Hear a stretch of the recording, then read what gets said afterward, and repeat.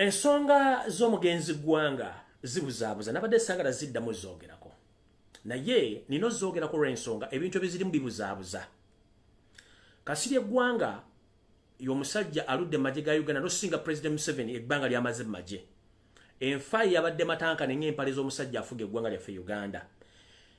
Mu history wa Uganda kigenze mu history nti ye Jeno oba ye Jeno asoose okufa n'atatwalibwa mu parliament ya Uganda. Abasinga obungi bonna badde bafa ne batwalibwa ne balibwa mu parliament ne babalabako. Kwono kyagaanye, lwaki kyagaanye? Tewali nsonga gye bawadde nti lwaki baagaanye. Naye bagamba nti lweyagaliza muka kitawo lutta nnyoko. Jeno Kasirye Gwanga mwamusse. There is no doubt nti mwamusse on orders from above. The mission was between General Muhoozi and his father, because they knew that General Kasirye Gwanga was turning against them. So ne basala bamuwambe bamutte.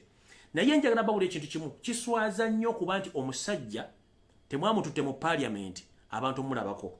Ekyasinza okuswaza teri muntu afa n'afuluma mu ddwala nga tebamukoledde postmortem. Teri muntu afa ne batamukolera postmortem tekiriyo. Twagala kubuuza family, twagala kubuuza government ya President Museveni, Kasirye Gwanga yafudde bulwadde ki? Era ebbaluwa eraga nti yafudde bulwadde bwe buno erirudda wa? Mwamujje Nakasero mukusana mutwala ne mutwale wammwe mu mbuya mu barracks.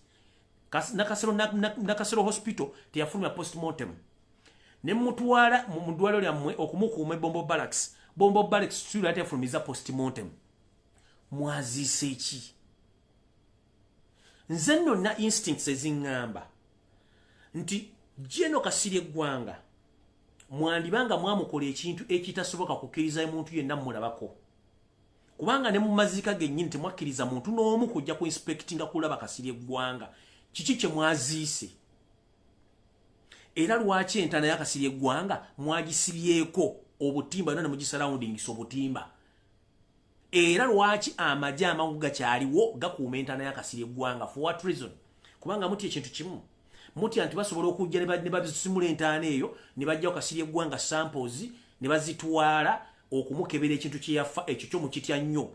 Nze nina doubt oba I believe nti muyinza n'okuba nga ne Kasirye Gwanga temwazise Kasirye Gwanga mwazise kintu kirala nnyo. Eno ndowooza yange nkiddamu.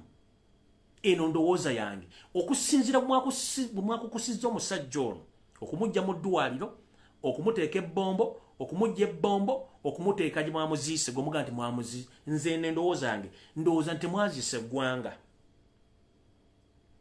Muyinza okuba mwazise kintu kirala.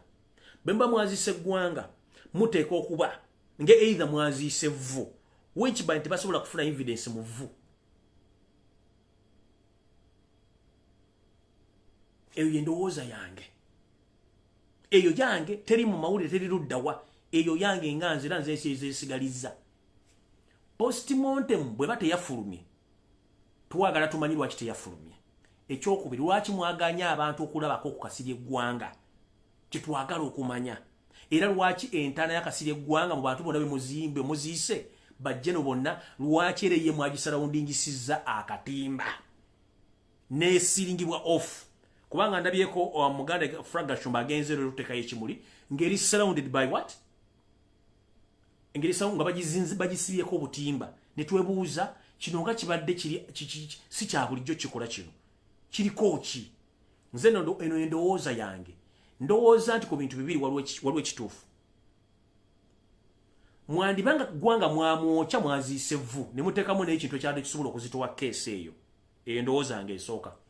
Ekyokubiri mwandibanga Gwanga sigo mwaziiseemu nga either muyina gye mwamutadde ne muleeta kintu kya mu kirala. Kubanga kimukweka tekirawo kirina kubeera. Ekyo nno nga nvuddewo. Mu Buganda ng'omusajja Omuganda Jeno Kasirye Gwanga omulongo tebamalaga muzike bye mwaziise. Era neewuunya abafamire n'ab'eŋŋanda n'abakulu b'ekika abadde ku mukolo ogwo. Mwabadde temusobola kutwala buvunaanyizibwa nti omusajja ono yabadde mulongo. Enzika y'omulongo teba ya bulijjo nga bano abantu. Famire eno ejja kufuna ebizibu gye bujjaku nga temanyi lwaki ebifunye. Olw'emizizo gye mwabuuse omulongo tebamuziika batyo tebakweka mukweke. Ekyokubiri mu Buganda omuntu bwafa abaana be abobuwala nabo bulenzi n'abenganda bayina kye tuyita okusiibula omugenzi omulundi ogusembayo. Tutera nnyo okukozesa ebinyirikisi oba butambaala oba olugoye lwonna lw'osobola okukozesa okuyisa ku muntu okumuyisa ku face omusiibula. Twagala kumanya obulombolombo n'ennono mu Buganda bwadda ludda wanti jeno yatuukiddwa okuziikibwa ng'abaana be tebamukozeeko wadde akalombolombo n'akamu.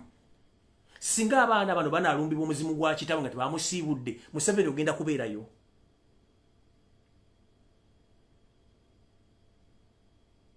Omulongo tebamuziika batyo. The family has a right to identify the dead body, whether he was Kasirye Gwanga or someone else, but you hide each and everything to the extent temwakkiriza na muntu wa family kukola bulombolombo. Taata obwafa oyina omusiibula, bamusiibula batya? Either senga wammwe oba omuntu omukulu mu family akwata kye tuyita ebinyirikisi ne babikwasa mu ngalo, mumumusundako ekinyirikisi ne bakimukwasa mu ngalo ne muyisa mu face ya kitamu oba ya mama wammwe ng'omusiibula mugaba naye taata munnange oba maama wummula mirembe, ffe tusigadde ku nsi katukwaze naye wummula mirembe, tulekere emirembe munnange genda. Nga bwe buli obulombolombo nti omusanaka bw'afa mu family ng'omukazi wali abakazi be bali, abakazi abo munnange basooka ne beekugira okwewala omugenzi okudda obbatawaanya. Mukitegedde y'ensonga lwaki nti omusajja bw'afa omukazi yeekugira. Obwe tuyita obulombolombo, teyeekugira nti lwakuba aba ayagala, waliwo obulombolombo obusigala bulombolombo. Kati n'omuntu bw'afa, omuntu omukulu mu family, abaana be balina okumusiibula. Naye kiti kyabaddewo. Singa abaana bano intani banaafuna ebizibu nga babuusa obulombolombo buno, Museveni ogenda kubeera, tugenda kubeerayo.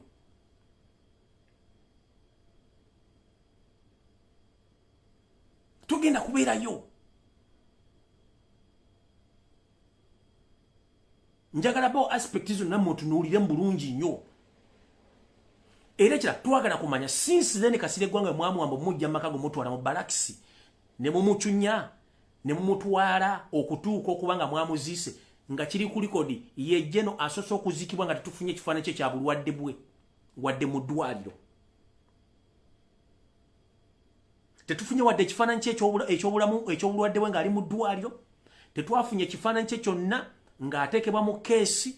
Tetwafunye ekifaananyi kye kyonna nga buli kimu mwayagadde kiyisa mu bwangu bwe mwagala. Mwabadde mu kukusa ki bakulu?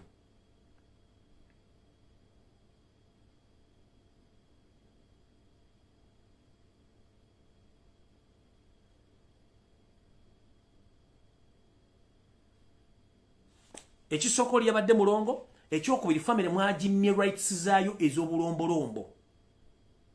Singa abaana banatusibwako ekizibu, Museveni ogenda kubeerayo. Era twagala kumanya lwaki mwaganya okufuluma ekifaananyi kyonna ekya jeno ng'ali ku kitanda nga mulwadde, mwadde mu kweka ki? Nga bwe tumanyi President Museveni enkola ya divide and rule, ne intimidation, ne threats. Nkimanyi bulungi nti family ya Gwanga mwagiteekamu obubinja ne yeeyawulamu neba nga tekyasobola kukkiriziganya ku nsonga ze ezimu, era ne mbasayira ensinga. Y'ensonga lwaki abaana babaddewo badde ba Mungu balaba emitala w'amayanja, era abaana abawala mwawudde speeches zaabwe nga bazoogera beebaza President Museveni as if they were coached to say so. I'm sorry to mention, but these kids, when you hear their speech, it's like these people speech baji bawandikide baje bajogera as if they are praising President Museveni. For what? For killing your father? Buli yabadde ajja okwogera as if they are praising President Museveni. For what? For killing Gwanga.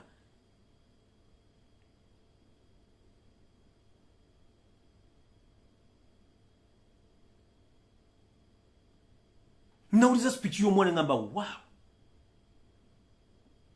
Ne speech batandise zibawandikira to praise the president.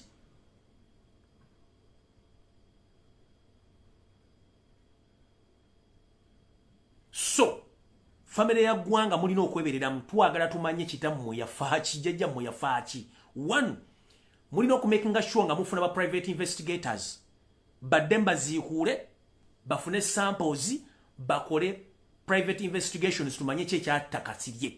Baamukuba miggo, baamukuba katayimbwa, baamukuba butwa, oba baamutemaatema bufi. kubanga mu constitution buli muntu alina eddembe okumanya ebifa ku family ne kufa ku bintu baba atambula nabo. Twagala mufune private investigator kubanga mwabamye kati bwe munamugenda claiminga sente bwe mugenda claiminga benefits za muzeyi wa mugenda twala yoki, if I may ask. Gwanga abade ne sente abade ne pension tosobola kugenda wa administrator general kusaba yo sente nga tuwali postmortem ya mugenzi kyalaga kyatta mugenzi tikiriyo.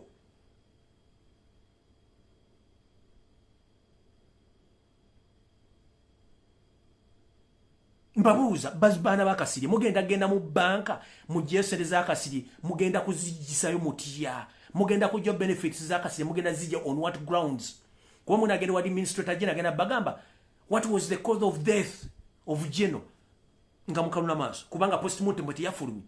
There are so many questions behind.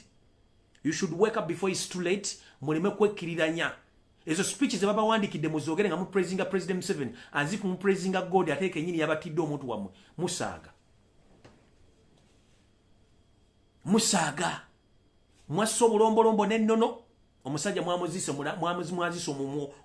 omulongo nga temukoze bulombolombo. Abaana tebafunye kusibula kwa tata waabwe okobulombolombo nennono kubanga mbabulidde omuntu bwafanga mukulu maka abaana n'abazzukulu bamusibula.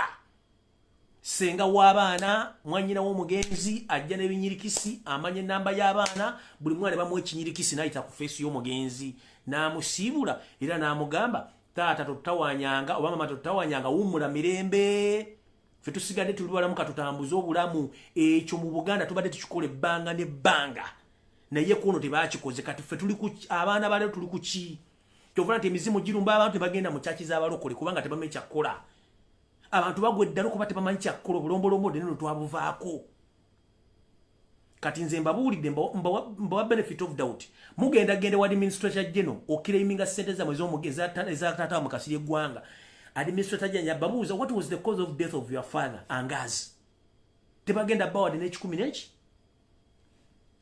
mpozi nga bagenda genda ku Nassau bakolereyo ku Nassau Road naye nga beetaaga eyaddwaliro eri stamped by the hospital n'abasawo bakola ku mulambo ogwo teriiwo. Era mbabuulira ggwanga ajja kudda abatawaanya empaka.